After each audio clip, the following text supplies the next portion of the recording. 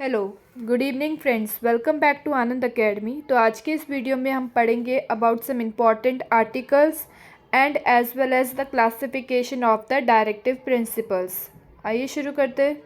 Article 36, the term state in Part 4 of Directive Principle of State Policy has the same meaning in Part 3rd of the Fundamental Rights. Thus, the term state for the purpose of Part 4 includes the government and Parliament of India. तो article 36 में ये बोला गया है कि जो state को हमने डिफाइन किया है in part 3 of fundamental rights, उसका सेम मीनिंग है in part 4 of directive principle of state policy में, जिसमें दोनों में यही बातें की। तो इसमें स्टेट मींस जो कंट्री है उसके बारे में बात हो रही है कि हमारा जो कंट्री है वो पार्लियामेंट के हिसाब से चलता है। पार्लियामेंट मींस हमारा जो लोकसभा है, राज्यसभा है, ये दोनों इंक्लूड करते हैं तो पार्लियामेंट बनता है। और ये हमारा कौन चलाता है? हमारा गवर्नमेंट चलाता है। तो यही चीज़ें इसमें बोली गई है।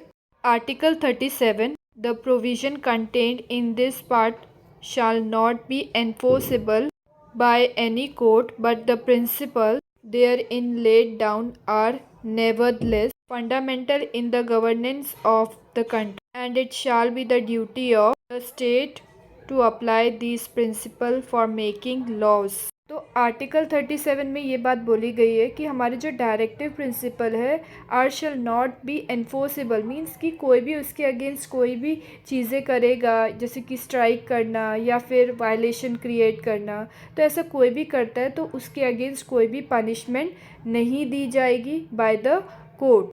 इसमें एक और बात बोली गई है कि हमारे जो डायरेक्टिव प्रिंसिपल्स है उनको हमारी गवर्नमेंट जो है कभी भी जब उनका मन चाहे तब वो उसको फंडामेंटल राइट बना सकती है, जिसको हम सभी को फॉलो करना पड़ सकता है।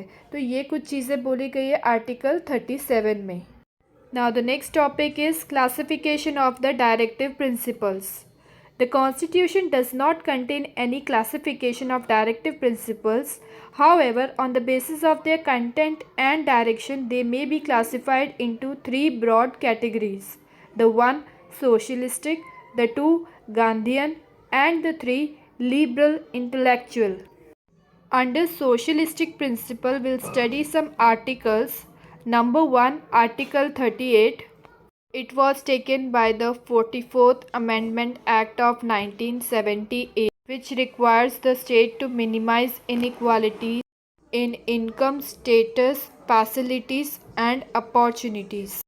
तो आर्टिकल 38 44 अमेंडमेंट एक्ट 1978 में लिया गया है, जिसके अंदर इनइक्वालिटीज़ को लेके चीज़ों को प्रमोट किया है कि income based, status based, opportunities based, इस सभी सेक्टर्स में हमें जो है सभी को एक बराबर देखना है, एक बराबर ट्रीट करना है। अगर हम कोई अपॉर्चुनिटीज़ हमारे स्टेट में ला रहे हैं तो उसको हमें सभी के लिए ओपन रखना है। It not probably for a male, not probably for a female, सभी के लिए इक्वल अपॉर्चुनिटीज़ रखनी है। Then next article 39, to make sure that the people of India और citizen have enough means of living, equitable wealth distribution, fair wages and child labor protection. The state bears the burden of all of these.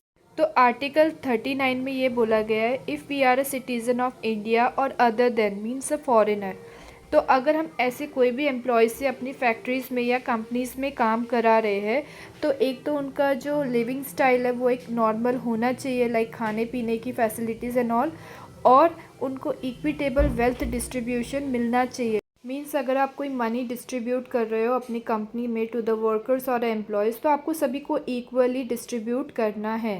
Fairlie wages paid करना means कि जितना आप उनसे काम करवा रहे हो, अगर ओवर टाइम भी करा रहे हो तो उसका भी आपको प्रॉपर उनको वेजेस प्रोवाइड करना है। Now next, preservation of health and strength of workers, कि आपको देखना है कि वो वर्कर्स में इतना प्रिजर्वेशन या इतना स्ट्रेंथ है, जो काम आप उसको दे रहे हो वो कर पाएगा या नहीं, तो ये सब चीज़ों का भी आपको ध्यान रखना है।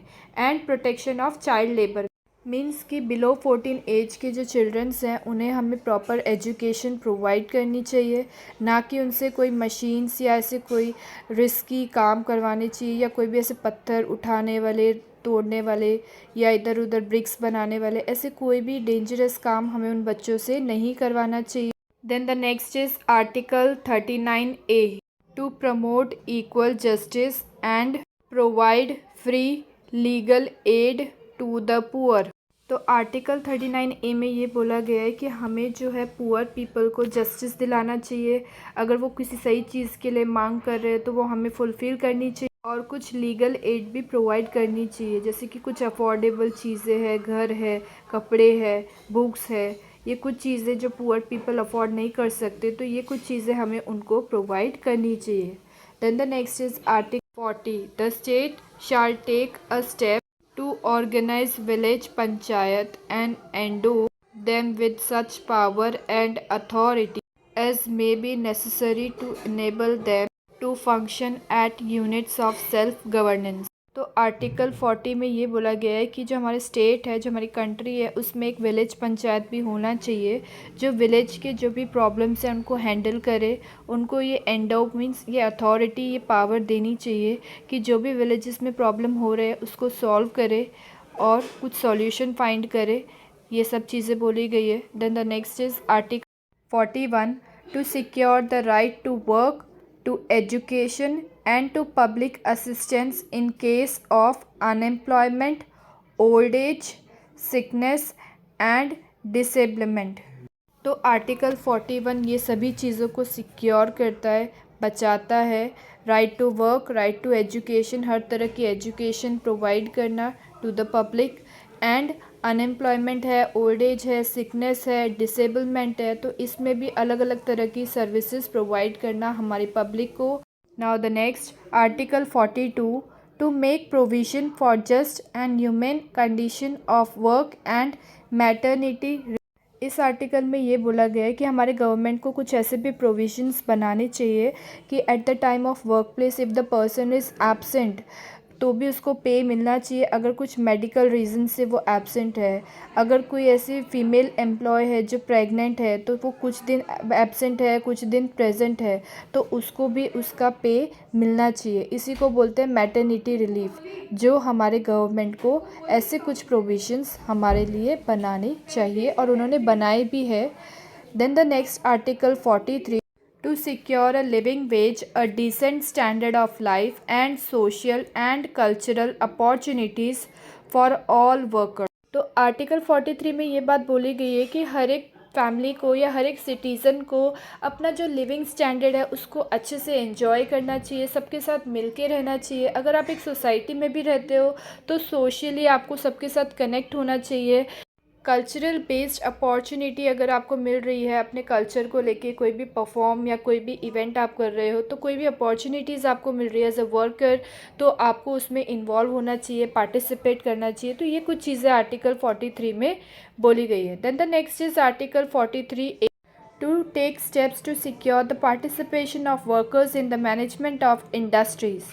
मीन्स कि इसमें आपको सिक्योर करना चाहिए हर एक वर्कर को कि वो पार्टिसिपेट करे, इंडस्ट्रीज़ के हर एक काम में अपना इन्वॉल्वमेंट दे, चाहे वो एक लीडर का हो, चाहे वो एज अ वर्कर हो, चाहे वो और भी कोई मैनेजमेंट का काम हो, तो उसमें हमें इन्वॉल्व होना चाहिए। Then the next is article 47 to raise the level of nutrition and the standard of living of people and improve a public health. तो इसमें ये बोला गया है कि हमें ऐसे न्यूट्रिएंट्स, ऐसे प्रोटीन्स अपने फूड में यूज़ करने चाहिए जिससे कि हमारी हेल्थ जो है वो अच्छी रहे। ऐसे लिविंग ऑफ स्टैंडर्ड हमें मेंटेन करना चाहिए, एकदम क्लीन हाइजीन जगह पे रहना चाहिए। तो यहाँ पे ख़त्म होता है हमारा सोशलिस्टिक प्रिंसिपल्स। मिलते हैं अपने नेक्स्ट वीडियो में विद द गांधीयन प्रिंसिपल। तब तक के लिए keep on subscribe to my YouTube channel.